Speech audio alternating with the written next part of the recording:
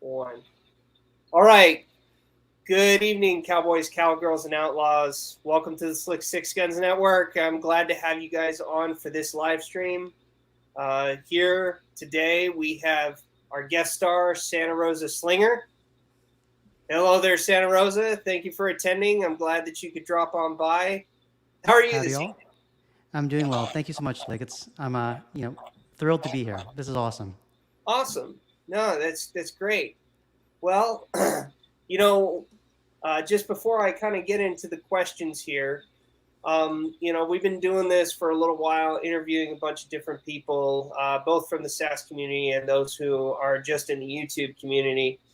And kind of what I've noticed after doing a lot of these interviews is that one, normally a lot of people have a lot of different backgrounds.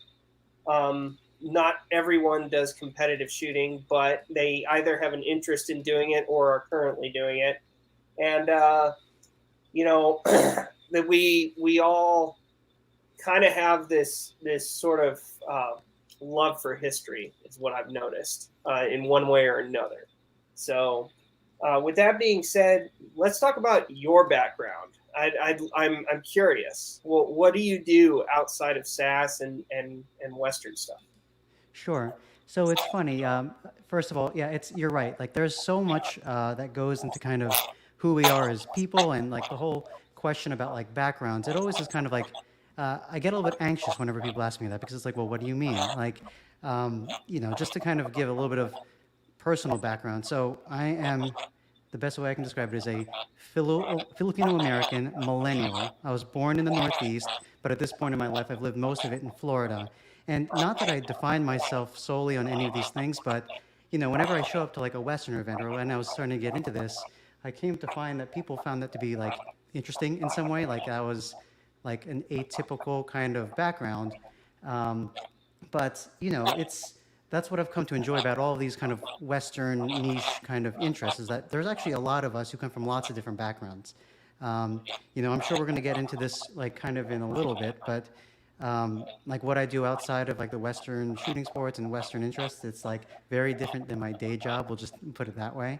But it gives us an opportunity to kind of uh, you know, play a little and kind of like step outside of our comfort zones and what we're interested in, like in the day and it's or like in our work week. So it's fun. Okay, so tell me a little bit about your day job. Yeah. So and it's funny as I. Not that I keep this very close to heart or anything, like I don't try to keep it a secret, but I'm actually a physician in my day job and a surgeon specifically. And so, it's this is the sort of stuff that like, not that I hide it at work. It's actually something that I'm like very thrilled to talk about if it were to come up in conversation. But when you're walking around the hospitals and the clinics, people aren't really talking about cowboys and Western history, and certainly in mixed company, like Western shooting sports doesn't really come up. But yeah, that's what I do from my during the day and during the work week. Awesome. No, that's great. Yeah. No, I think you're the first person I've had on that was a physician. So that's kind That's of funny. cool. With that being said, what what got you into wanting to do that line of work? Well, so it's it's funny. Like it's as stereotypical as it sounds. I've always remembered wanting to be a physician. It's not even like I have a lot of physicians in my family. There are two, my grandmother and my like great aunt, and certainly they were an influence. But it's not like my parents or anybody were like, oh, when you grow up, you need to be a doctor or whatever. But just as I watched physicians in my personal life and just in my as I grew up, I always just thought that they were you know wonderful people who brought a lot to their communities, and you know I just liked to help people. And anyway, long story short, carried that through with high school, college, blah blah blah, went to med school, kind of all that stuff. So it's Awesome.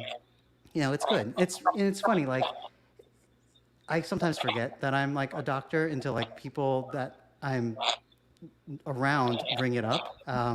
It's kind of fun to come to these like Western events or to whatever where I can kind of like drop that persona for a little bit and adopt something else. Don't get me wrong, I'm proud to do what I do, but it's it's just one part of who I am as a person, and how just like how we all have little different parts of ourselves that we carry with us into the Western niche. Awesome. So So, how long you been doing that? What's that? Being a physician. Physician. So I graduated from medical school. God, I have to think about this now. Back in 2015. So I guess I've been technically a physician for since 2015. Okay. But I'm kind of newer in my career. I'm a junior attending and faculty, so to speak. So it's been a period of growth for me as well in my kind of professional career. Awesome. No, that's great. Well, we all, like I said, different backgrounds. It's awesome to hear where people come from, and where did you say you were originally from? I'm actually originally from Delaware, of all places. I'm like everybody's like one Delaware friend, especially down here in Oh Florida. wow. Yep. So, what made you move to Florida then? Family mostly. I was probably what 12 or 13, 12 years old I think when my family moved to Florida. Like they did the whole they retired thing and moved down to the south, and me and my siblings we followed suit. And I've been here for most of my life, except for a short, like 4 year stint during my residency training. So basically, part of my training as becoming a physician, I went back to New Jersey for a little bit. Um, that was fun for while it lasted, but I came right back to Florida. It's too cold up there. I enjoy it down Awesome. here better. That's great. Uh, East Coast. I've had a few people here from the East Coast. Most of them Hmm. have been usually from the Southwest or from the Midwest. Right, right. So other than Midwest Hail, I think you're the only one who's been East Coast. I'm Oh, about to really? have actually Outlaw Travis James on here, Yes. so he's scheduled on the show in a couple of weeks. And I will look forward to that one. Yes, as of course I'm sure to start all the name dropping and everything. Yes, Midwest Hail, Outlaw Travis James, like all of us run in the same circles down here in Florida, and so it'll be fun to see the different what's it called perspectives because here in Florida and on the East Coast we have a vibe, I guess. There's a certain kind of like the flavor of the history is a little bit different. So when I meet folks from the West or from the Midwest even, it's different. Awesome. Yeah, Deja Vu, one of our viewers, is saying that your Ides of March video was awesome. He loved the style of the shooting. So Thank you, Deja Vu. you got a fan there. That's great. Um, just for the viewers, if you guys have questions, by all means ask them. And if we have any questions that are legitimate, to the conversation, we'll bring them up and see who can answer them and who they're directed at. So, yeah. No, the let's go with why. So, why did you choose your name, your moniker? Where'd that come Yeah, from? so it's perfect segue actually because kind of the background I was telling you about kind of leads into this. So when my family first moved to Florida, we our first home was in Santa Rosa County, which is in the Panhandle of Florida. Um, and then there's a different place, shares the same name, but different place called Santa Rosa Island that had a lot of like important like life events for me. And so I was like, oh, okay, Santa Rosa. And I've always kind of been like, it's silly, but I've kind of been into like these like stereotypical Western like nicknames, like where it's like a location and a hobby and a profession or something. Or the one I thought about when I first joined SAS was Buster Scruggs, like the ballad of Buster Scruggs. He's the San Saba songbird. So like that alliteration kind of like I kind of like that. I was like, all right, Santa Rosa, Santa Rosa. And then Slinger is actually a reference to my job. In my profession, one of the surgeries that I do is something called a mid-urethral sling. And when I like have a case, some of our nurses like back in the day would say, "Hey, are you going to sling her?" Meaning like sling her, the patient. And I misheard them, and I thought I said, "I'm like, oh yeah, I'm like a slinger. I'm gonna like sling them." They're like, no, no, no. So that became an in joke, and then I remembered that, and I was like, all right, there it is, Santa Rosa Slinger. So that's Awesome. plus it's of course a play on the words of gunslinger. Well, that's cool. No, so it's good to hear. I didn't even know that. Obviously, I haven't been to Florida that much. I've been to Florida once or twice, I think. I visited Tallahassee and Disney World. Been there when I was a kid, and I'm not really too familiar with the counties. So to be honest with you, I thought you were from California. Um, I get that a lot. just given the way that you got your first Santa Rosa. I usually think of Santa Monica, Santa Right. Ana, all that stuff, and So Right. very Californian style. But that's interesting that you're from Florida and that they got that stuff. Yeah, and my name actually comes from my mother actually. I She, remember seeing hearing that in one of your other interviews. yeah. But for the group, what's the story again? So I joined SAS. Sounds like you joined SAS back in about 2018, 2019 timeframe. 2019, yeah. Yeah, yeah. So I joined back in 2015. And I'll preface this. It really doesn't matter how long you've been in SAS. There's people that are far better than I am. I'll be straight up honest with you. I ain't winning buckles. Um, I'm not one of those guys that actually gets a lot of the competition, uh, awards. I mean, I think I talked to Midwest Hale about this. I think the my forte is long distance, so I, Nice. I do the long distance side matches, and that's where I actually do really well.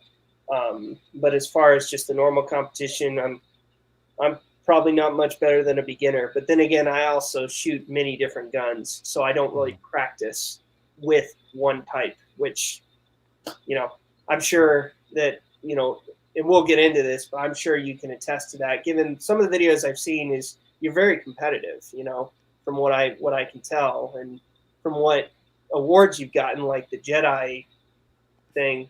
Tell me a little bit about that.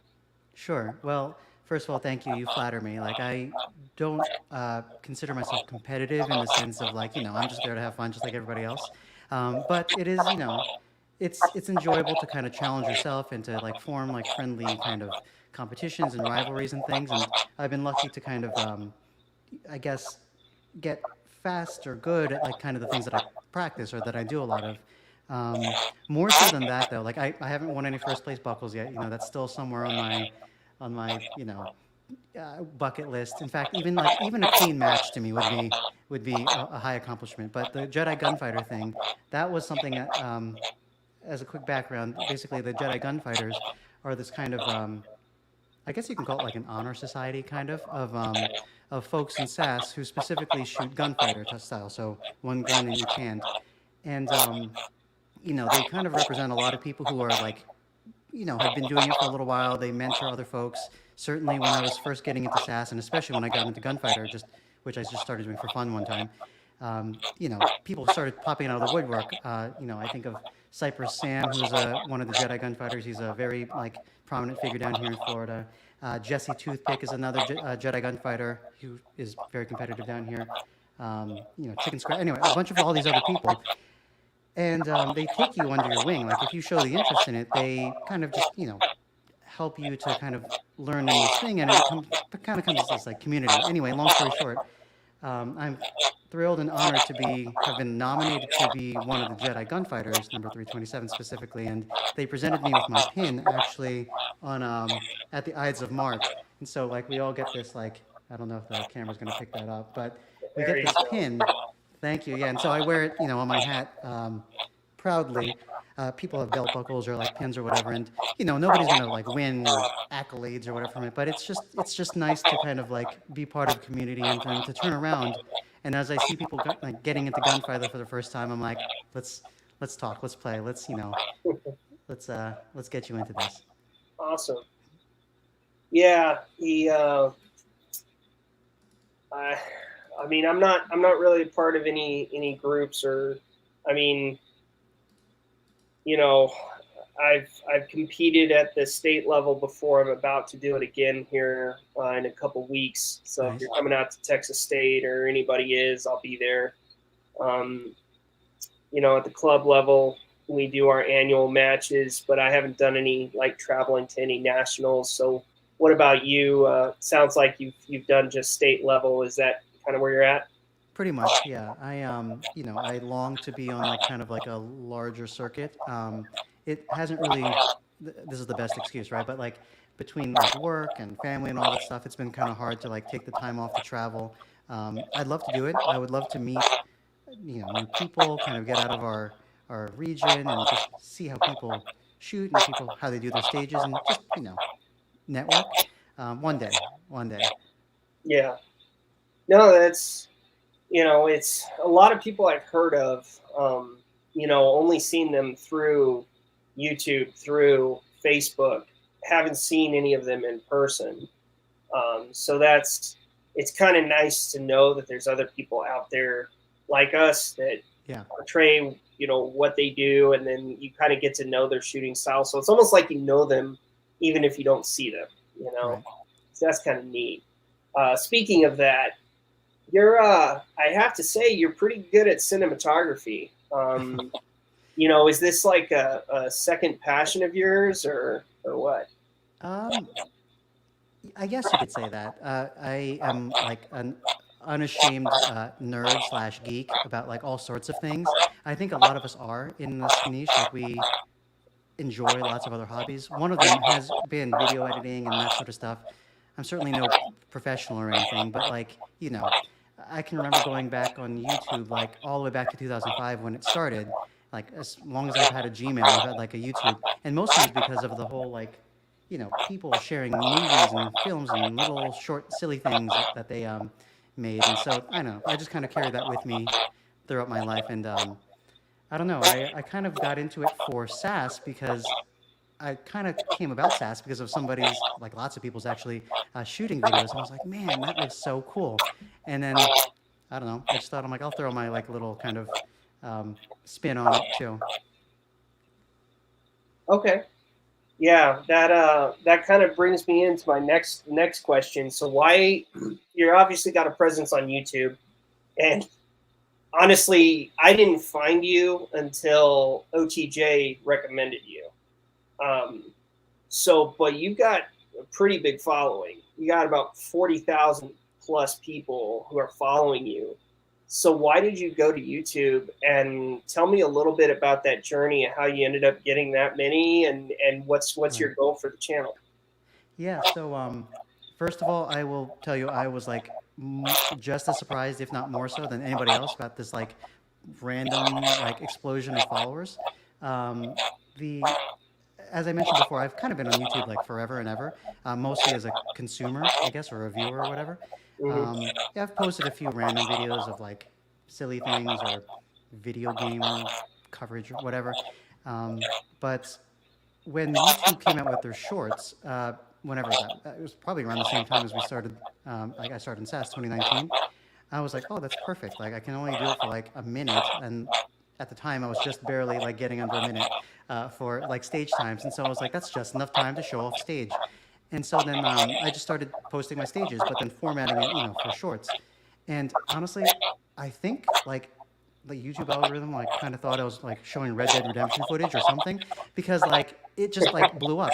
Like people just kept watching them, and then they would share them and blah blah blah blah. And then long story short, after a while, I'm like, oh my god, this video has 1 million views. Like, where did this come from? And then the followers came after that. Um, I don't know if or when the algorithm is going to like pick up on the fact that it's not a video game that is being shown, but um, in any case, I have no specific goals. Like, I'm not trying to be like I'm not intending to monetize, although that would be cool, but I'm not intending to monetize. I'm not looking to like get the highest number of subscribers. I just really want people to like see what we do, or even just Western stuff in general, and realize that it's like, it's for everybody, and it's like really kind of fun. Um, and then kind of my like little niche, I guess. I'm not the first one, and I certainly won't be the last person to do split screen first person and third person videos. But Mm-hmm. like, I remember seeing a few people doing that for other shooting sports, and I was like, that's freaking cool. And I wanted to do it for SAS, since at the time it wasn't quite as like, big of a thing. And I look forward to doing that more in the future. Okay. Yeah. No, but I mean, I think, just kind of getting off the topic of SaaS, I would say just in general, in YouTube sense, ever since they came up with the shorts, it's kind of blown people up quite a bit. Right. Um, and I guess that just has to do with their competition. They're dealing with Right. other social media platforms, and therefore they want to make sure they put out the best, so they're going to promote. Um, that's how I ended up blowing up as much as I did. I've been on YouTube since 2018, so that's my first video. I think was in October of that year.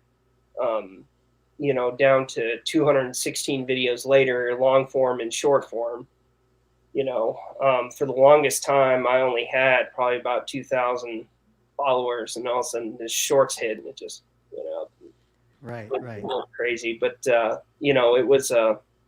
I just figured it was kind of a blessing. I kind of felt like I had been on YouTube long enough. Like, so you see some of these other guys who have been in there for a while, and you got some big names out there. And granted, since I've been reaching out to people, one of the people I did reach out to who actually got back to me is Mike Bellevue from Duelist 1954. Oh, nice. So he'll be on the channel at some point here. I know he's currently dealing with some issues, so I've kind of left him alone. But he definitely was interested in doing this, so I'll be glad to have him on. But he's just a guy that's been on for 10 years, 10 plus years. And he's sitting at 100,000, just over 100,000 subscribers. And so it's kind of like, wow, like he's actually talking to me kind of thing. Right. And then, That's cool. yeah. And then if you ever listen to him, is you got Santee from Arizona Ghost Riders. Yep. We've had him on the show a couple I times. enjoyed that one. Yeah, he's a good guy. He's funny. I'll tell you that. And Well, yeah, and like this is gonna sound super silly, but like it's fun to watch these talks that you have with like some of these folks, because it's like, oh wow, they're like real people, like behind like the productions, behind these big channels. Because I mean, I remember watching your stuff when I was first getting started, and Santee's and everybody's, and so it's like, wow, they're like real people. yeah. No, it's that's great. I've definitely learned a lot through my content production. People got their own opinions. I've had plenty of hate mail, just like anybody else. It's like part of the game, I guess. Yeah, it's part of the game. But I don't know. I think with my channel specifically, even though I try to stay with the Western shooting sports, I got into a lot of mechanical stuff, and so I talk a lot about how guns function. I talk about what their parts are and how to put them back together and maintain them, really. And then obviously I got history stuff, and I, of course, infamously, you got to have some parodies in there, so I have some funny stuff there. I've always enjoyed those too. Yeah, hopefully I ended up pegging some of your qualities right. I don't know. Yes. Don't take offense to it. It literally is actually me making fun of myself. So no, it's all good. It's the best. Yeah. No, but that's the stuff I'm into, and that's why I went to YouTube, was basically to just be a kind of a voice for the SASS community and be like, hey, this is kind of like what you're doing. Hey, this is out here. This is fun. Granted, I don't get to go to matches as often as I like to, but it is what it is. So, but that's really why I went to YouTube, was to basically kind of teach and get the word out there and get people. Actually, this is kind of my goal. You joined in 2018, and right, 2018. 2019. For Yeah, SASS, 2019. I mean, the fact is, I wanted to get younger people to SASS my age, at least, at minimum, and here you are. Yeah. So that's great, Exactly. Well, it worked. That's great, man. I'm glad you found us. I'm glad you're in. And it sounds like you're having fun, so that's awesome. Again, it's a fun, it's a fun just thing to dive into, and kind of just, where am I going with this? Between like your channel and a lot of the other kind of bigger Western niche stuff, I started to notice, especially around that time, 2019 or so, that even like some of the bigger non-Western related stuff, like the firearms blog or like TFB TV, like I can remember specifically that like in 2019 there was a video about, it was like it pulled at my heartstrings. It was basically, can people in real life shoot as fast as Arthur Morgan in Red Dead Redemption 2? And like at the end of that, it got it plugged SASS and just Western shooting sports in general. And I was like hooked. I remember it was actually that, like as soon as I watched that, I was like, oh my God, there's like a thing. Like, this is like a thing. I looked up SASS that week, and there was a match that Saturday, and I like showed up. And so I guess what I'm getting at is, we don't get in this niche like crazy amounts of like engagement and like exposure on a, let's say, daily or weekly basis, but like all it takes is to like catch like one or two, like every now and then it like will spread from there.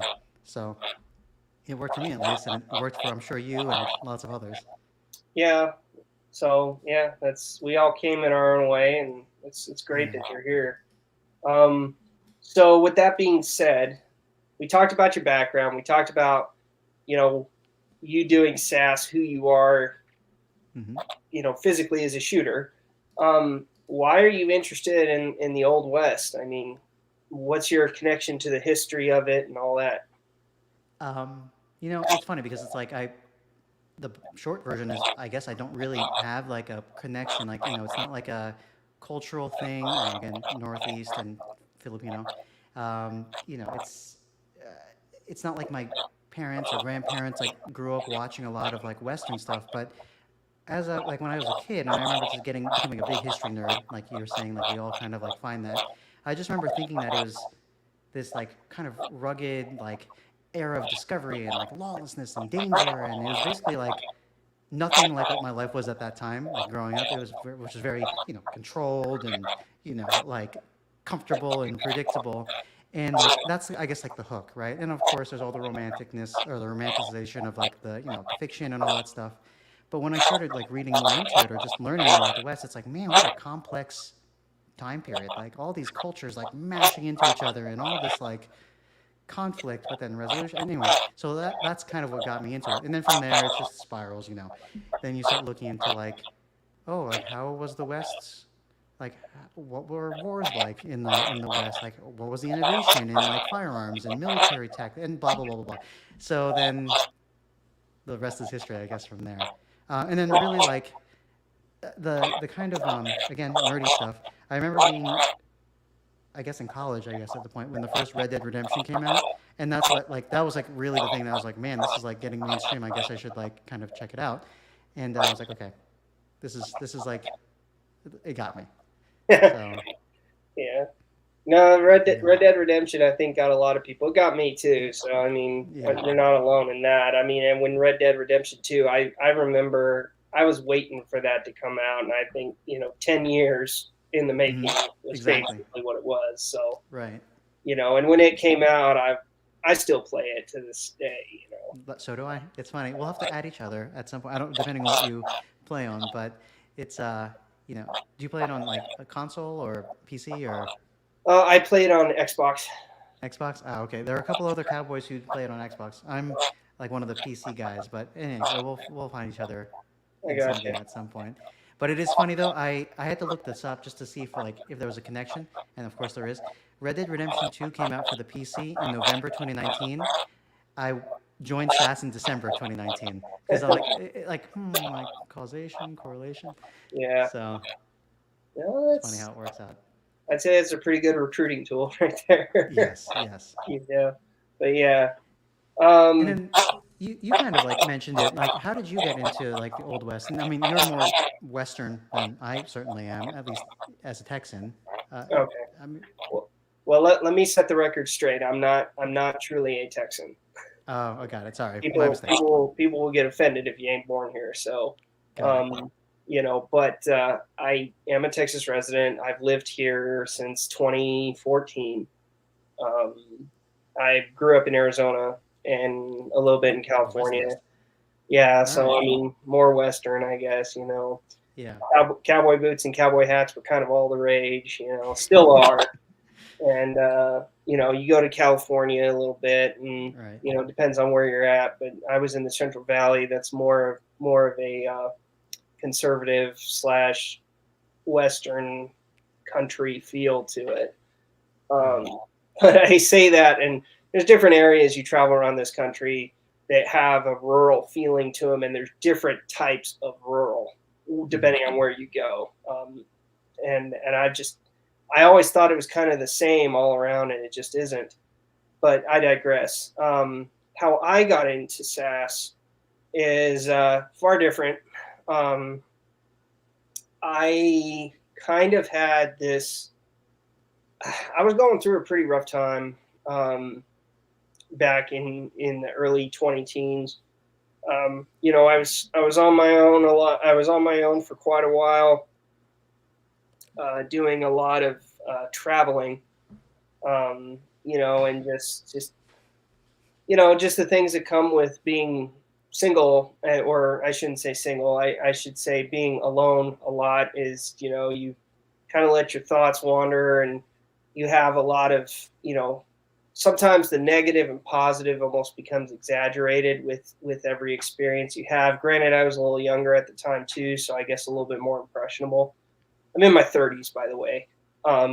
You know, so young but not terribly young. Hmm. Um, you know, so I was in my early 20s, and basically I I just really needed to find a way to escape what my daily life was, because I was just getting depressed, quite frankly. I needed an outlet, and I thought, well, I don't really have any hobbies, you know. I go home and I sit on the couch and watch TV. You know, that's what I do. So I'm like, gosh, I've got to get out and do something, man. Like I gotta try something new. So I did a little, you know, delve into YouTube, and you know, found a few videos on what was it? I was actually looking to just get into just shooting. I've been shooting all my life, but I never really owned firearms past when I left my parents. Like they had firearms, I never really owned them. So when I left the house, I didn't have any.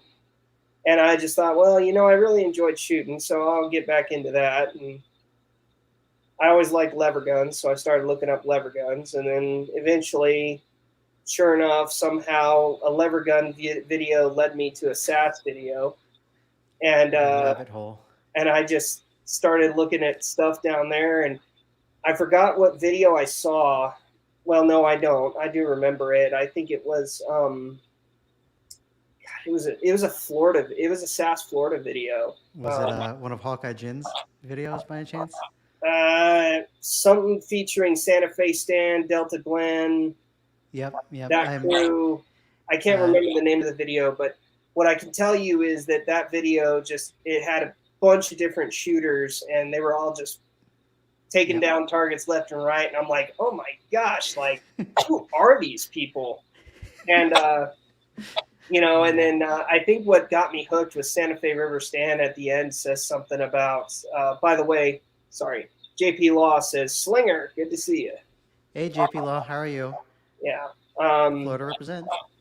yeah. So so I think at the end he like does a mag dump literally within 2 seconds on a single target, and he says, "Come join us." And I was like, "I'm there. I'm going." It's like where do I Yeah. sign up? Yeah, That's where do so I funny. sign up? And so yeah, that's what got me hooked. So I got into it. I found a club near me. Um, you know, I was one of those guys that bought everything first without going to a match. It's all You good. know, and so all the stuff I had was legal. It was SASS legal, but it wasn't Right. ideal. You know, Sure. I had a Henry Big Boy and a Ruger Blackhawk, and Hmm. you know, and I had some. I guess I didn't have the most non-restrictive clothing you could wear that was conducive to being competitively fast. And then Right. I ended up going stir crazy once I actually went to my first match. I bought my long distance gun. I said, Yep. "Oh wow, Yep. you guys do long distance too? I'm going to go out and buy a Sharps," and I That's did, and awesome. that was $3,000 well spent. Um, you It know, is well spent though. Don't let anyone yeah. tell you otherwise. Well, the funny thing is I don't even load my own ammo for that. Oh man. It's a funny story. I'll tell you, but yeah, I went out and bought sharps, and then all of a sudden I got into just I want to shoot the different categories. So I looked at what classic cowboy was and plainsman and all that, and I said I want to be able to compete in every category. Hmm. So I bought the rifles and the pistols to try and match that. Now there's a few that I still won't fit into just because I don't have all the guns for it, but Right.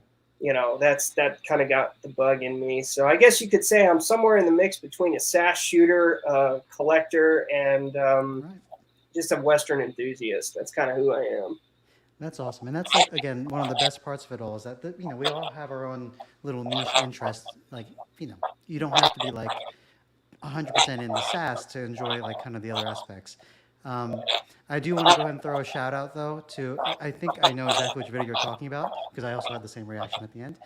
Um, I'm pretty sure that's Hawkeye Jin's video, and she and her crew, of which JP Law is related and part of. I'm sure, and like Santa River Stan and Delta, they are like responsible. I'm sure for like a gigantic number of people our age, like in our 30s, getting into it because I'm sure we all stumbled upon the same videos, and you know, it's it's funny how they are still people still bring up those videos now because like people will wander into our matches and like I saw a video by Hawkeye Jin and I'm like, oh yeah, you too. So anyway, Yeah. No, that's funny. Yeah, no, but that video was really influential, and that's how I got into it. And, you know, so yeah, you can thank your fellow Floridians for that one, getting me in. But yeah, so that's my SaaS journey. I've got a longer video that kind of goes a little bit more into detail into why I joined SaaS, but that's kind of the short story. sure. Um, do you have any other periods in history that you're interested other than Western?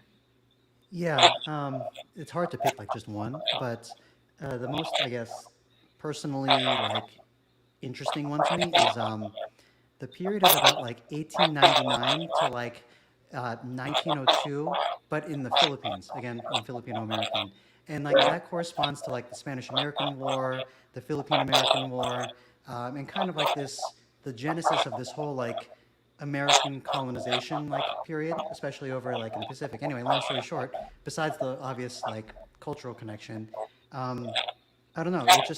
It reminds me almost kind of like the West, where it's like, okay, we're like just gonna pit these two cultures against each other, and like, you know, what's important to each culture. And I don't want to get too much into the weeds about it all, but like that's an interesting period, which then kind of naturally leads into like the era of like American colonization over there, World War I and World War II, and specifically like the Japanese invasion and conquest basically of the Philippines. And that was Mhm. kind of like my gateway drug into like World War II history. I think I kind of got into World War II history like maybe opposite of maybe everybody else. Like most people kind of focus on the European kind of theater, or not most people, but a lot of my friends did. But I'd always been fascinated about that kind of also intra-war period in the Pacific theater. Um, that said, I am not aware of any shooting sports that involve, Nambu rifles and Tommy guns or anything. But if there were one, I'm sure I would be into that as well. I'm sure there are, but the most I've usually heard of with that is usually like reenactors. So I mean, yeah, I think you muted yourself. Oh, sorry. Yeah, Oh, there you sorry go. about the Now I can mic hear check you. one too.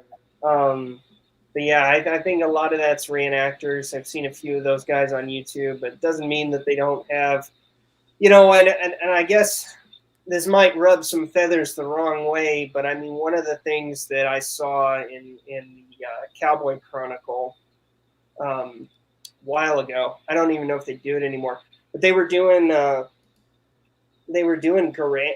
Garand matches. Um, Really?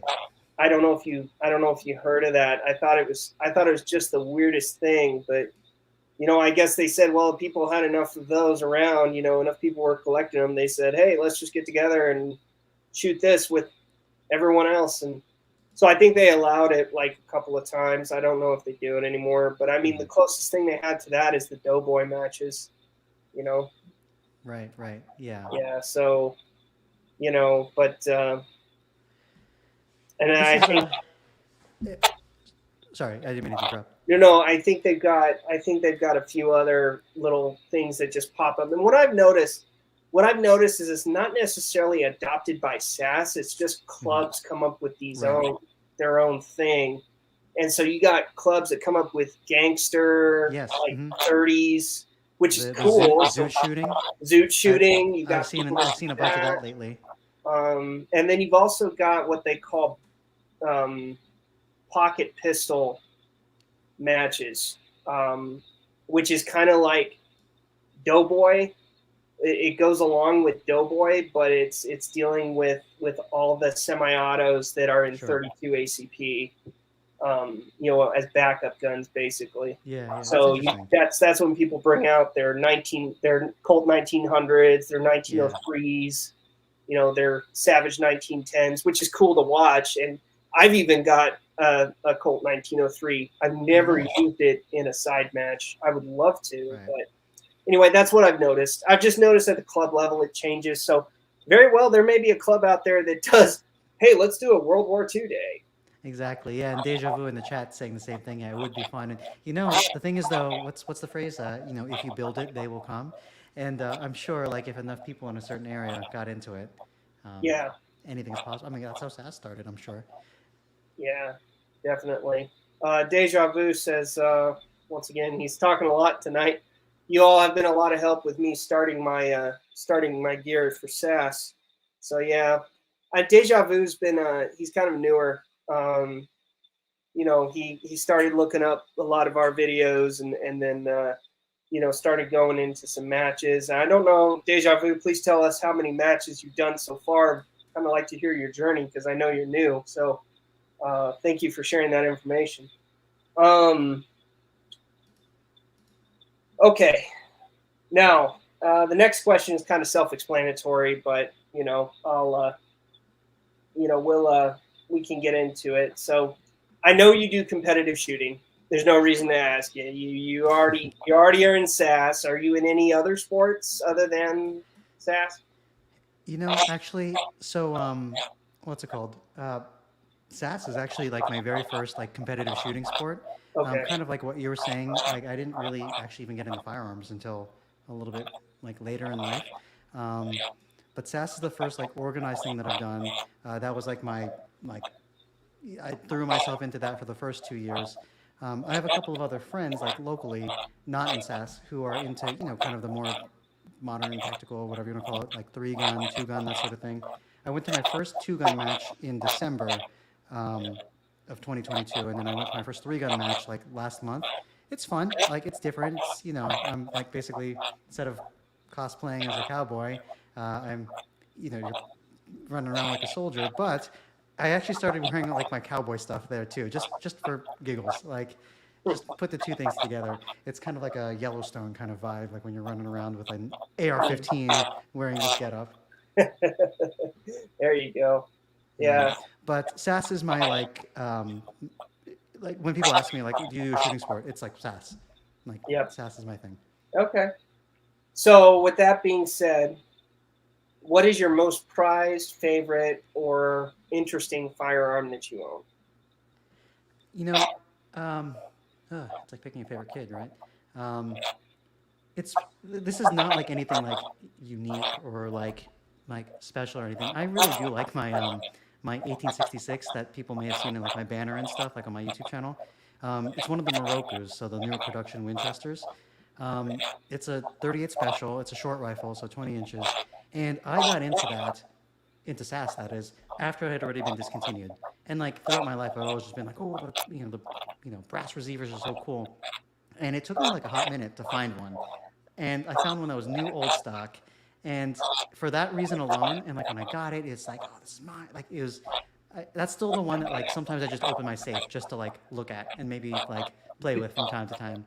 I shot it a lot actually for as like my main match rifle, but this is so silly. I know like people are gonna be like, oh, it's a tool.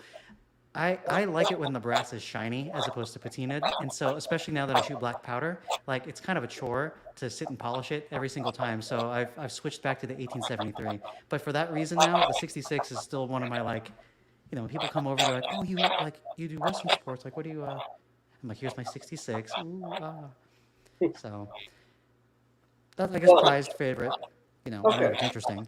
Well, what about your?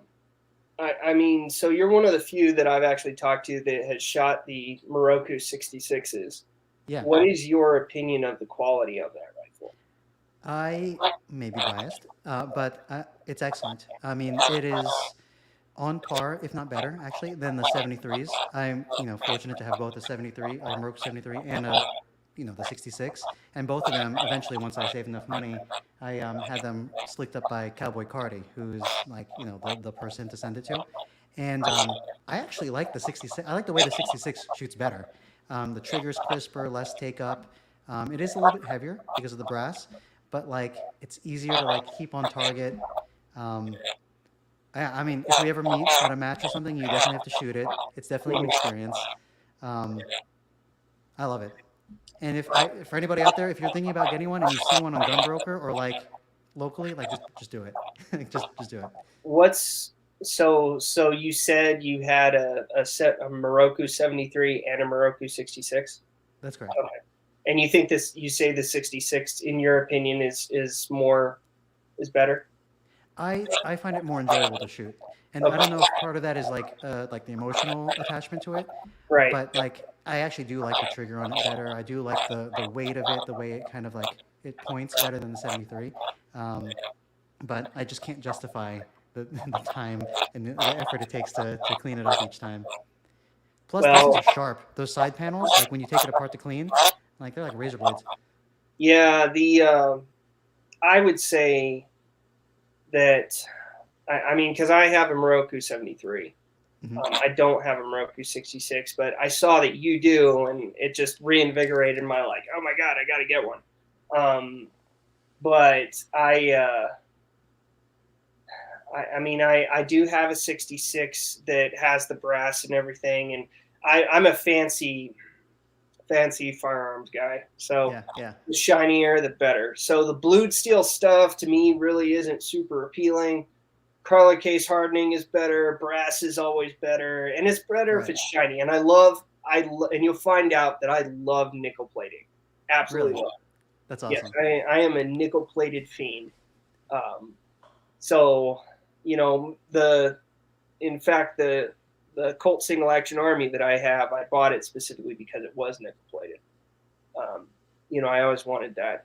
But anyway, I will say that my first competitive SASS rifle was a 66, Hmm. but it was a Uberti.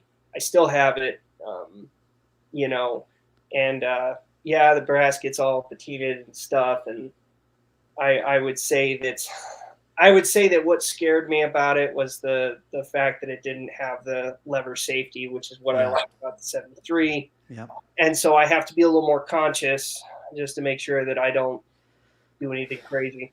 Um, Yeah. but I have noticed that I can actually run my 66 faster Hmm. Hmm. than my Moroku. I thought that was interesting. But then again, I have not done any work to the Moroku. It Hmm. is Hmm. 100% stock. The Hmm. 66 I have is not. I've done some work to it. So, Sure, sure. but yeah, no, that's great. What other? I mean, do you have a relatively big collection, small collection? No, I actually, I mean, my wife would disagree. She thinks I have too many, but that's always gonna happen, right? But in the big scheme of things, I don't have like a collection of like safe queens, so to speak. Like, I'm kind of frugal, I suppose, in that way, where I like to have a purpose for like each firearm, even if it's like more than one. But besides I have I have two sets of SASS guns, like, and my Instagram kind of has them to where like I started off with like the 73 and I shot 97 pump for a little bit, which is hard. It's like so long ago that it's hard for me to imagine even. I don't even know how to load it anymore. And what's the other one? Like Ruiner Vaqueros, but like my more recent set is the 66, the double barrel, and those two 1851 um, you know, um, Richard Mason's conversions. But besides that, honestly, like I don't have any other SAS guns. I would love to, but it's just never. I haven't really come across something that tickled the fancy. You know what I mean? Um, Well, I mean, as far as like me, like my most interesting is I have a Spencer.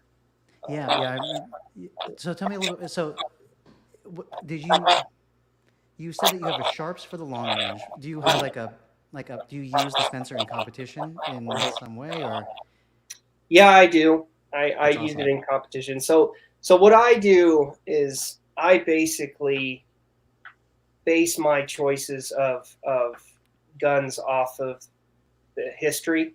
Hmm. So I work my way through the shooting season going off of what year That's in cool. the beginning things started. So I Yeah. start with an 1860 Spencer. Mhm. I work my way up to an 1865. I'm sorry, an 1860 Henry. I work my way up to the 1865 carbine Spencer. Then I go to the Sure. 66. Then I'm going to the 73. Then I That's go to the awesome. 92. So I mean, before you know it, it's been like 2 months before I've shot any of the same gun once again. Sure. Um, the pistols vary based on how fast I want to shoot. To be honest with you, Mhm. um, I have two Vaqueros that I've set up to be race guns, but then I've also got an open top and I have a Colt, and I use those strictly just to be showy, Sure. and like here, this is what I've got. I got two of Right. each, or or as everybody says, as some people like to say, they like to take the ponies out once in a while, and Sure. so I've got my ponies that I actually have, ironically, um, not to sit here and say, oh, I've got this, but I've got I have a first generation Colt Frontier 6 shooter that black powder frame that I want to shoot in competition, and I have a third generation that I do shoot in competition, and I eventually, like you, want to transition to the whole black powder idea. Mhm. I really think that's just cool because I shoot strictly smokeless right now, and because I don't have a whole lot of time, I just don't want to not clean things. Mhm. So that's the only conundrum I run into. And just recently, I actually, well, recently means a year ago, I went out and bought brass shotgun shells and want to Oh, reload this nice. with brass with black powder. That's awesome.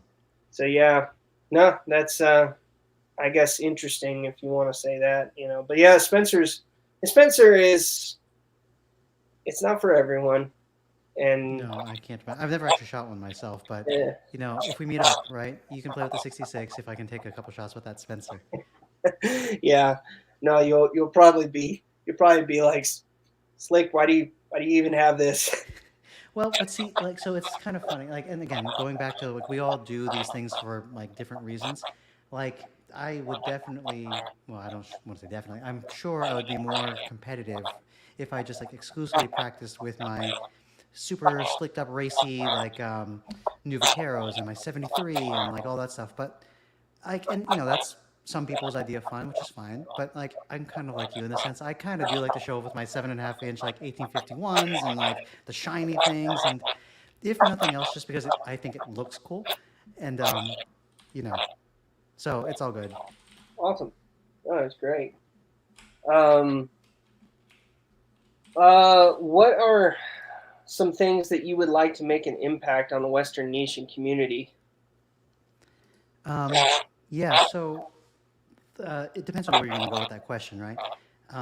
From like a strictly like technical standpoint, like on YouTube and like Western shooting sports, like we talked about, I kind of enjoy the whole like split screen video, short, like easily digestible by like the masses kind of video, just to get their toes, or whatever the phrase is, get their get them interested in it. Um, but my realistic expectation for that is not much. Like just whatever. If people get into it, that's great. On a bigger level, I kind of love showing up to matches and being like, people being like, who are you? Like, how old are you? Like, how did you get into this? Because I don't, from what I'm told, I don't really fit the like the spitting image of like somebody who would show up at a cowboy match, and like I like revel in that. Like I love it. I'm like, yeah, man, you can be like a younger guy. You can be like an Asian dude, like a nerd, and show up to these things and be just as like have just as much fun as the next person and be just as accepted. I will say shout out to SAS in general and just this like the community in general that like never once have I ever shown up to a match and been like not felt welcome. In fact, if anything, it's been like outpourings of support. And so like I think a lot of people when they approach shooting sports or just firearms in general, I think people are like scared or something like that. It's like, oh, like very intimidating, like all these like tough guys, like, but I love to be a walking example of like you can just be like a normal guy and just enjoy yourself here. So if that's even if it's just one person that we can make that impact on or that I can make that impact on, I'd be happy. Okay, yeah, No, I think I already explained mine. It's pretty much just getting younger people into it so that the sport really continues. And I just think that Yeah. YouTube is the greatest way to do that. But Mm. you know, but yeah, no, that's awesome, man. Good reasons. So why don't you explain to the audience where people can find you? We kind of talked that you got a bigger following and that you are on YouTube, but kind of tell us about where we can find you if we're interested. Yeah, sure. Actually, I didn't talk to you about this beforehand, but I actually have like, can I share like a slide here that just shows like the names of the like the QR codes? Will it let me do this? If you can figure it out, I'm not that tech savvy, but sure. Um, Did this show up? hold on. There it goes. So yes, so there is my stuff, and there's the 66 in case anybody's asking. But yeah, so my biggest kind of presence, I guess, is on YouTube. So it's Santa Rosa Slinger, and then I'm trying to get into Instagram, just because it's kind of fun and like a bunch of like my friends and people our age are like on it. And then Facebook is also associated with that Instagram. Um, I'm also on Action Shooting Network. That's like our kind of SaaS um, network. Shout out to Moog for creating that and being an awesome person in general. I'm not really like anywhere else. I don't do TikTok or anything like that yet. I don't even have the app installed or an account, but maybe one day. Who knows? But these are my things. Awesome. Well, just to let you know, Midwest Hale says Slinger is super smart. Thank you, Haley. You're very. I'm flattered. I think nerdy or geeky or way too into this is the more accurate term, but I There you go. appreciate it. I Yeah. don't know how to close it though. Oh, I'll close. I got it for you. Got it. Perfect. There you go. Okay, we should be Nice. good now. Awesome. Yeah. What's so a little bit more nuanced is what is your the big question this evening is what is your favorite Western movie and why? If you Oh have man. one, that is. Yes, I definitely have one. Some people kind of make fun of me for this, and I don't even care. Like, I am not apologetic about this. I love the movie Rango. Like, Oh, are you of familiar with? course, Yes, of and so, course. and like, it's just, it sounds like that you enjoy it too. But like, everybody thinks of it as like this like kids movie, and like because it came out around the same time as all the other like anthropomorphic animal movies, but like it's actually kind of like a weird, gritty, almost like dystopian movie.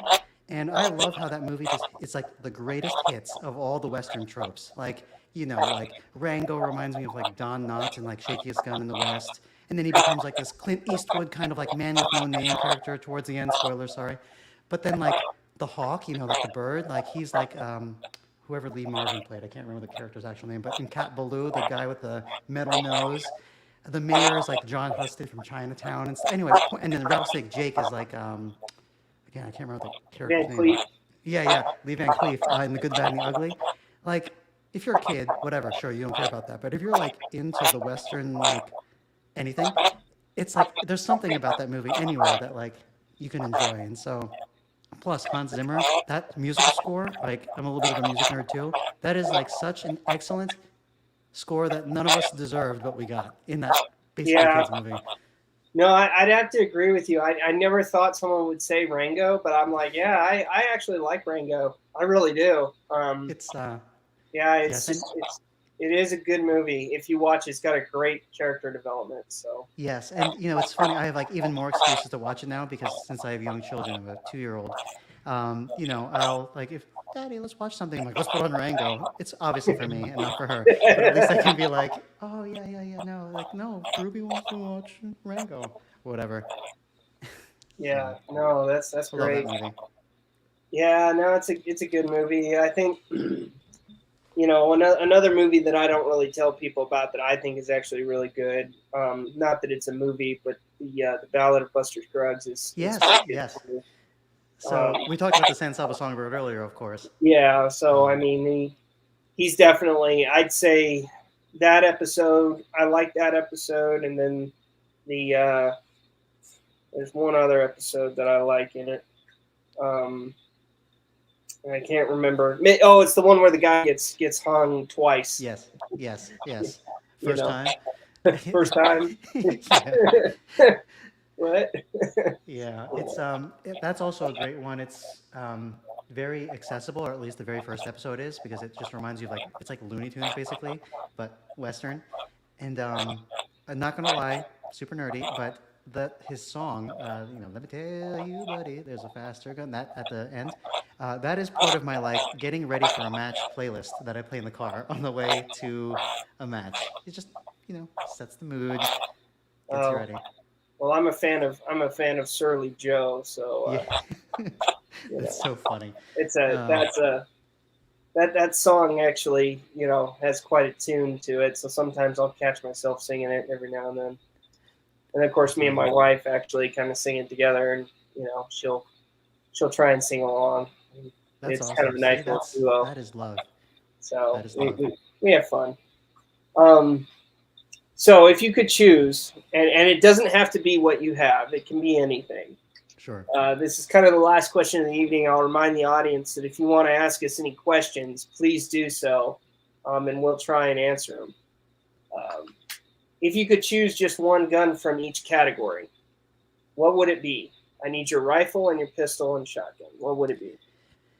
I thought about this answer like a lot, and like honestly, I couldn't think of anything else other than what I actually shoot already. And it's mostly because I kind of like perseverated on the choices that I shoot in SAS because I like them for the aesthetics, I like them for the function, and just like whatever. So, rifles the 66. I love my 1851 Richards Mason Navy conversion revolvers. I do shoot conversions. I guess maybe I'll modify that. Um, if it could be just one gun, maybe the originals, like the actual cap and ball. I have not gotten to that as a side match or what, or as a main match thing yet, but maybe one day. And then I don't really have like a specific shotgun, but um, I currently shoot a hammerless single trigger, double. But it would be fun to just have like a you know, gritty bone stock, rabbit ear, like double barrel, two triggers, just fulfill the whole look. Again, there's nothing super tactical or competitive about any of this stuff. It's just Okay. oozes Western. But what about yourself? Like, I'm curious. I don't remember what other people have answered for this. Um. Well, I I mean, it's probably not going to change much if you've seen some of my other episodes. But I mean, Right. my go-to choice, honestly, and like I said, I'm a fancy gun guy. So, the Henrys. I'm a really big fan of Henrys. Hmm. Um, the 1860 model, not the modern Henry Sure. look. But the actual 1860 replicas. I like those. I Hmm. love the brass frame, so I'm gonna get them. I prefer a brass frame 1860. Um, pistol wise, and I'm gonna have to say this because I haven't really shot any other model that would be period correct. I'm gonna have to say the Colt Single Action Army Hmm. for the pistol. Um, I want to say something like Merwin and Holbert. Just Sure. be different, but I can't because I never shot one.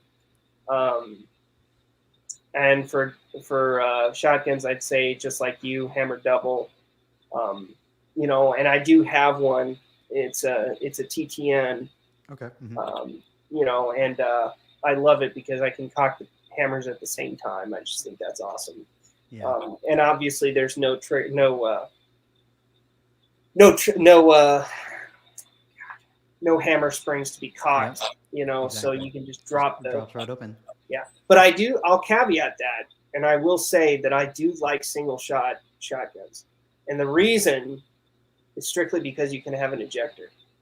That's true. That is true. Yeah, and I love hitting the RO in the face with an ejected shell. It's kind of fun. That's too funny. If I know that the question didn't specify in SAS, but just in general, but if there was some stage or something that it would make sense to shoot just one pistol but reload it. Like I've always like fantasized about the idea of having a Schofield and then just like breaking the thing open and quickly loading it. Like that's again such a super like Western like movie thing. But still, I don't think that would be like just the one gun from each category. I'll still stick with the open tops. Yeah, no, that's one of those that I want to get into shooting. I do want to shoot a Schofield. I know some other YouTubers that have, and they absolutely love them. But yeah, I'd have to say those are my three. Um, before we close out, are there any questions you want to ask me outside of what we talked about, or what? Yeah, I mean, I guess you kind of talked about it earlier, and it's very tangential. But you said that you're like shooting mostly smokeless now, and you get what is your? I guess my bottom line question is, what is your sharps chambered in? Like, is it 4570 or is it I Yeah, it's 4570. got it. Yeah, I am not conversant at all in all this, but I'm bringing it up because, like, how did you get into the long range stuff? Was it because of the firearm, or did you have like interest in long range separately, which then led you to that? That's a pretty good question. I would say that first off, I've been shooting a long time, and I never did any competitions for speed, but I never did any competitions period. So everything was always more about just precision Hmm. and accuracy. And so I would say that I've always been into distance shooting, um, and trying to get the best shot I could. Um, and so that was just something that was always a part of my life. And then when I got into SAS, I I had heard that they had side matches in long distance, and well, lo and behold, I was at one of the few clubs that actually had a range that could accommodate the distance. Right. And so they had a cowboy range, and then they had a long distance range, and those guys, the guy that I talked to managed it, and I said, look, like, who do I have to talk to about long distance, and where do you shoot? And they're like, well, we shoot just over there, just down the road, and you're going to be shooting out to about 400 yards. And I said, well, that sounds awesome. That sounds like something I want to do. What can I do to get into that? And they're like, well, you're going to need a big bore rifle, and you can come down, and just like with SASS regular competitive shooting, they'll let you borrow them. So I went down there, shot all kinds of stuff from sharps, rolling blocks, high walls, Yeah. and I even had a few guys who brought out some big bore lever guns like the 86s, which Yeah. I Yeah. have an 86, by the way. Nice. And in black powder, mind you. Nice. I don't shoot any smokeless through that thing because it was Hmm. made 1890. So and I've only shot it once. Kind of funny there. But anyway, I digress. Anyway, so that's how I got into it. I asked around. I had heard that it had existed, and luckily, with the club that I was at, actually had a range dedicated to long distance, and I'm gonna have to give Circuit Judge some credit here, even though he may or may not be watching this, because I know he's got other things going on. He's probably sleeping. Um, but Circuit Judge was a big instrument in getting me involved in it. He very basically became my long distance mentor because he taught me all That's awesome. about measurements and MOAs and things. Because I never knew anything about that even before I got in. Hmm. He taught me kind of how the math works and bullet trajectory, and you kind of get into that, Hmm. and that's really what you need to know to be good. And eventually he got me. I'd been shooting long enough, and I eventually got to where I outshot a few of the top shooters. So it was just kind of like, hey, I've been doing this for about 7 years now. I finally actually place. It's nice to be in third place after not having been placed anywhere in a long time.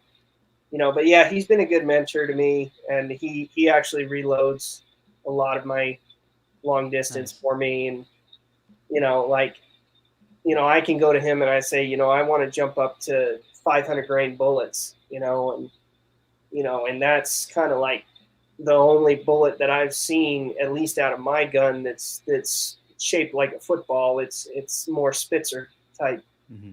Um, when you're talking the standard 405 grain, you're talking a flat nose that's maybe good out to about Yeah. 200 yards, and then after that, you can still hit things out to 400, but I wouldn't say you're as precise as with something that has an actual nose on it.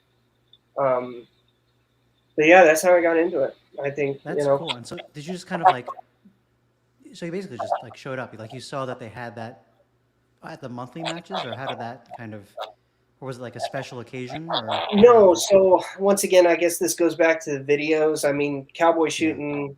I saw the one by Hawkeye Jin, I think is what you Mhm. said. Yeah. And then I watched another video by a guy by the name of Grizzly Dave. Don't know if you heard of him. Heard of, Um, but he, don't he know has it. personally He really. has a YouTube channel. I don't know if he's active anymore, but Hmm. he's got one video on there that's called the Introduction to Cowboy Shooting, Hmm. and he talks about every level of matches there is, and then he talked about some of the side matches, and one of them was Got the it. long distance. I had never ever seen, and I'll put a side note in that. Yeah. There, Midwest The Tales. light on my video? Yes. Yep, the famous. We were joking. That video is like responsible for like probably hundreds of SAS members. Yeah, I have to ask, was Midwest in that video? Actually, I don't. She can respond. I think that predates both she and I. Okay. That's like from like 2014. I think that's like Yeah, yeah but I from mean, before all of maybe us. maybe she had just been somebody who had shown up and been in that video. I don't know. Right. But anyway, Well, look out! You're gonna see Midwest on lots of future videos. Don't you worry. Watch out for okay. that name. Well, she says no, so okay, she's not in there. No biggie. Um, yeah, so I got into that, and so the funny thing is about long distance. You have to know that, like, it really didn't describe anything about what the competition entailed. It just Yeah. said we do long distance shooting, and you can use the big bore lever guns and single Hmm. shots. I'm like, wow, that sounds cool. Well, if you go to an actual match, the match is only 10 shots. That's Hmm. it.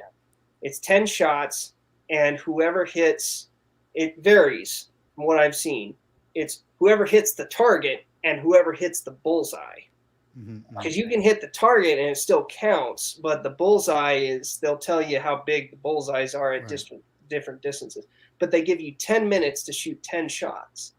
Hmm. And so, you do the math. It's about a minute a shot, right? Yeah. Yeah. um, and that includes the time to unload, reload, Hmm. dial in your sights for the next distance, and they usually tell you prior to that how far they are out. Well, not to use modern terms, but they give you what's called a Like a dope dope. hook or a Hmm. status on previous engagement. And you just basically, to speed up the time, you look at that from your previous measurements, and Just you can figure out what dial your it in. settings are.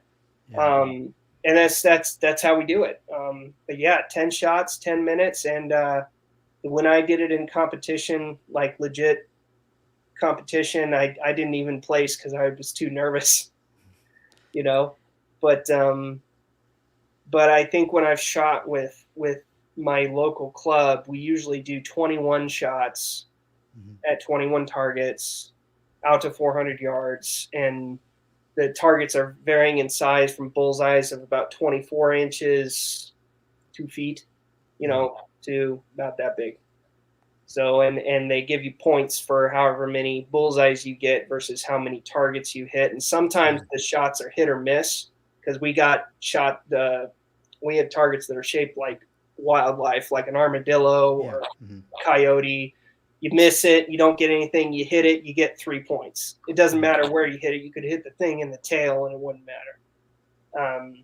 But yeah, I mean, it's a great time. It's like, how do I put this? If cowboy action is a is like playing some high intensity sport, I would say the long distance is a bunch of people making fun of each other. They just sit there and yell. They you know you, they call you out for every single mistake you make. Just because Right. they're being funny. Sure. It's meant to be a good time, and I'm sure Right. in cowboy action they do that too. But there's less people in the long distance side match, so these people have a little bit more of an intimate relationship with you. You know them. Yeah. You shoot with them all the time, and Of course. um, you may be really good friends, and they'll just heckle you as you're shooting, Hmm. but they'll stay It's the quiet good times they'll stay quiet for you until you're done. until you crack the shot, right? Yeah, Yep. until you crack the shot, and then Or they'll you say, whiff it, "Ah, you depending. missed." Right. Yeah. Yeah, that's interesting. I mean, I'm like curious to hear that, just because as I'm sure you figured out, cowboy action shooting has like a pretty significant presence here in Florida. But maybe I'm just missing all of these matches. But uh, like long range doesn't like really happen on a regular basis. Like at the annual match, they'll have like a stage or something, and I never seem to make it because it's like on a day that I can't like go to the side matches. But like I can think of like one cowboy. He goes by Real Tree down here. He's quite known, and we all love him. And I just like watched one video of him doing like a long range like thing, and it was something about like a buffalo, and like there's like the heart of the buffalo is a different target. So I guess that must be the bullseye versus the whole target, and Right. it looks like a riot. And so I'm like, oh man, I gotta like figure out how to get in on this at some point, just to try it. Yeah, no, I mean, just same thing as in when you get into SASS, just go there and try some Mm-hmm. guns, and and it is just a different game. You're buying one gun most of the time, unless you're at an actual match. Um, unless you're at an actual competition that is not club level, Mm-hmm. it's you're not even wearing cowboy clothes. I Right, made that right. mistake. I showed up as the only guy who was wearing cowboy clothes that With day, and suspenders and they right. don't care. It's just like it's just like you yourself. You're like, wow, I got all dressed up for nothing, and here we are on a Sunday, and people are just enjoying shooting, and here I am being all serious with my stuff. That's funny. So I mean that is a little different, but when you go to the the state level matches and things, you are dressed up and stuff. So, but yeah, but thanks. That's Yeah, cool. good question. No one's ever actually asked me that. Yeah, no, it's interesting. And, time permitting, I do have another question for you.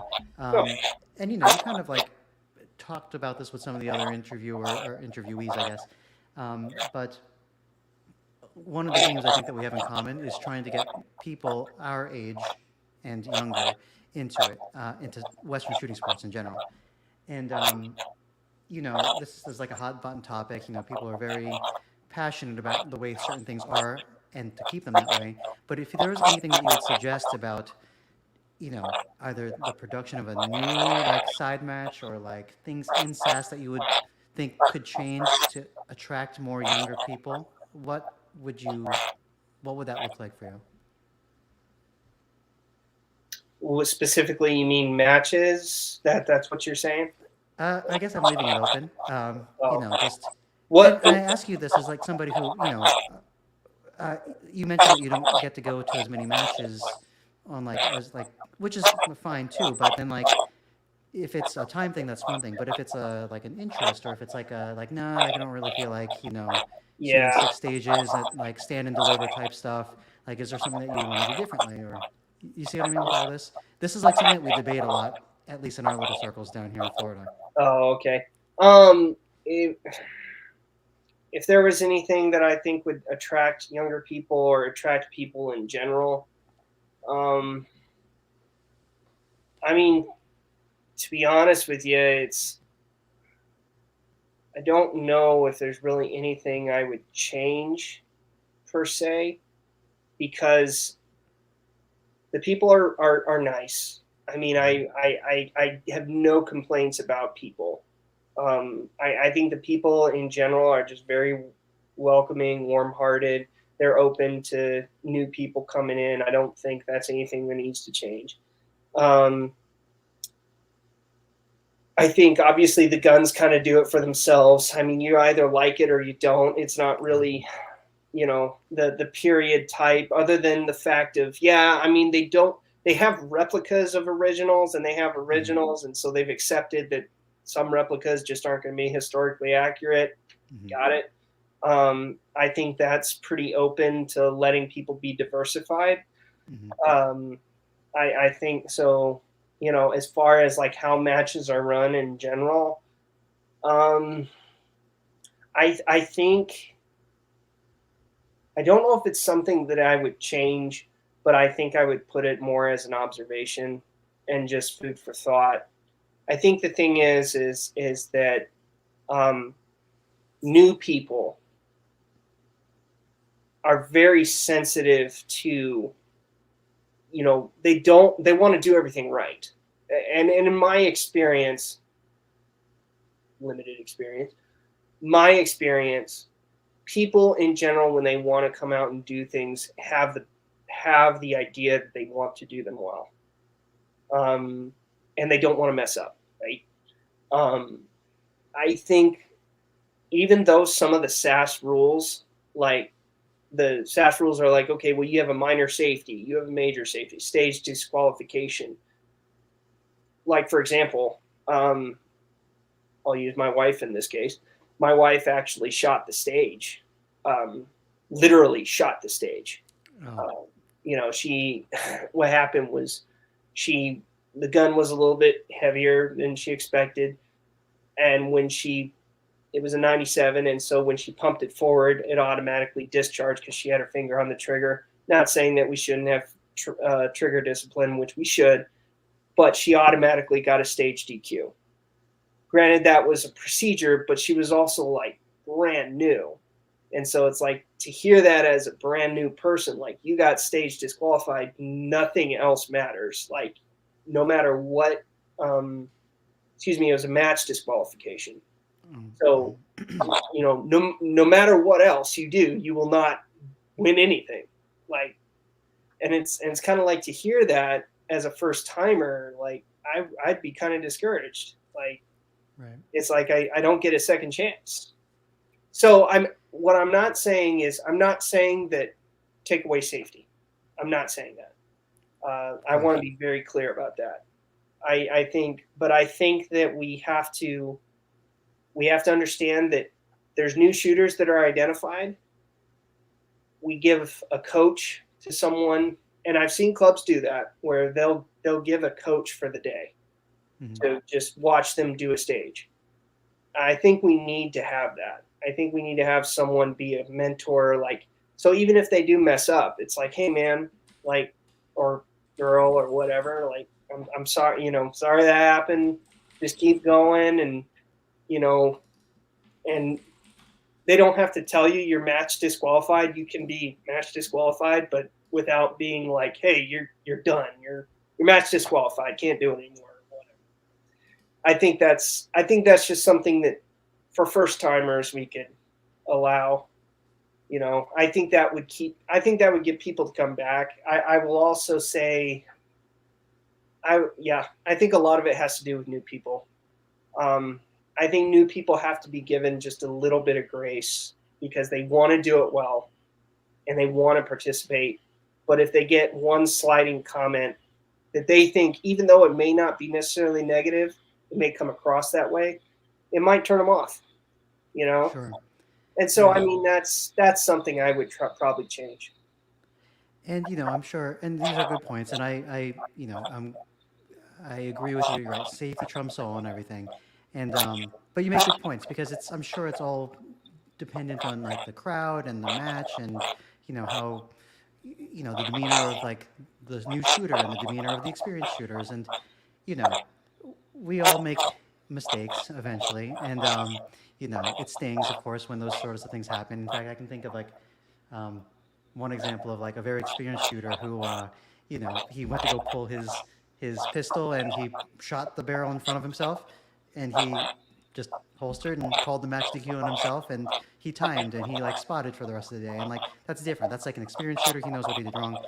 Like, yeah, it's like it can be very discouraging for a new shooter if that were to happen, and especially if the whole crowd descends upon them and like makes them feel bad about it.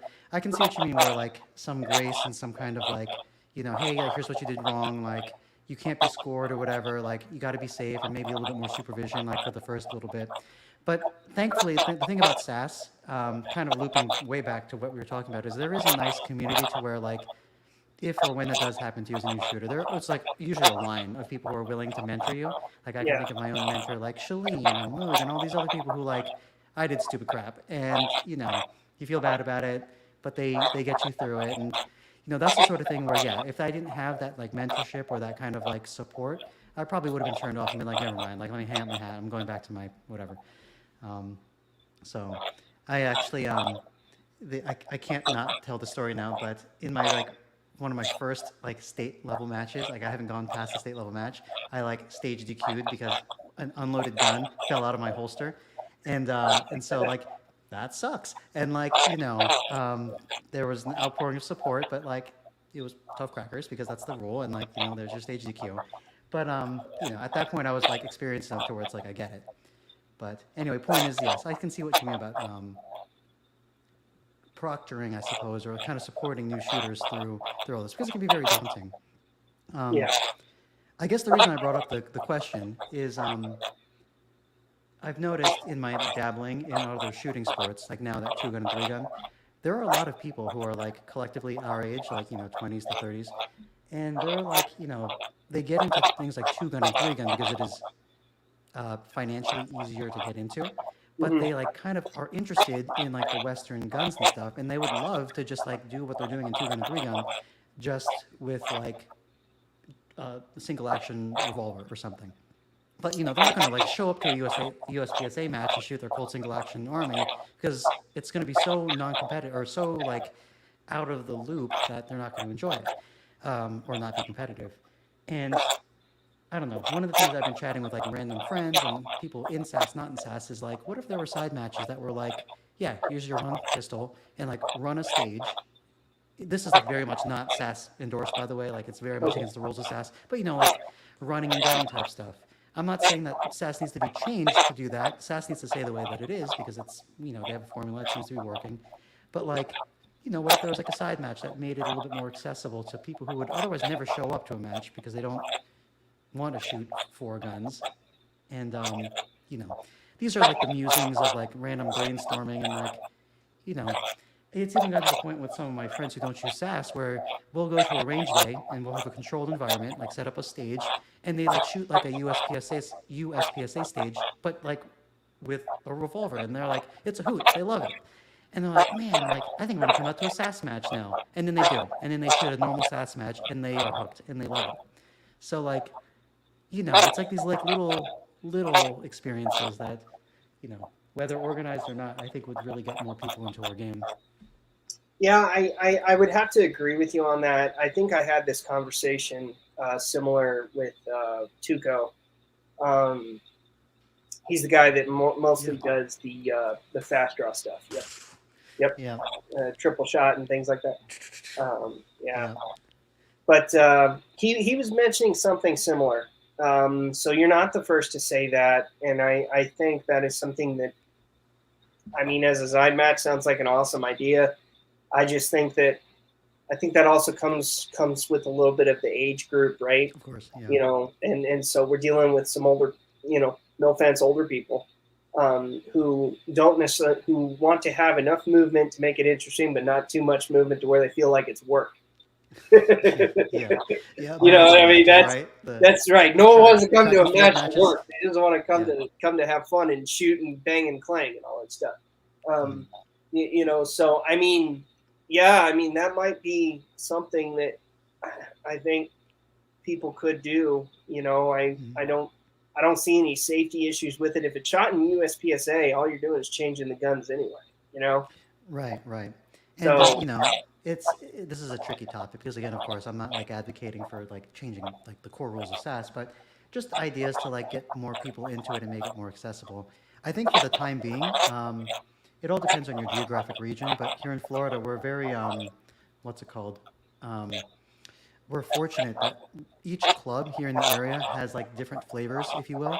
Like I can think of two matches like that are up in like North Florida, the one in Gainesville and the one in Fort White.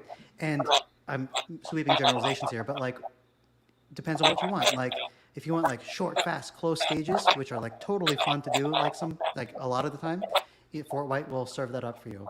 Whereas like Gainesville, for example, many times they'll put up the what's it called, the USPSA like barricades, and like you got to shoot through the barricades, and you're moving forward up range, and like yeah, I guess if I had two bad knees and a bad hip, I probably don't want to do the Gainesville match, but it's nice to have options, and it's yeah, like but I guess if you're in an area where you have like one match that happens once a month, like you got to cater to the biggest population that's going to come in, so yeah. it's very dependent. But I could see at a state match being like, hey, who wants to come out and shoot the dynamic, the dynamic targets or whatever. Right. I just like to see how many people would actually do it. I mean, obviously those who can't do it won't do it, but Right. I mean I think people would be all over that. I mean, especially And even like, if you make it right. even if you make it metal targets, that'd be more fun.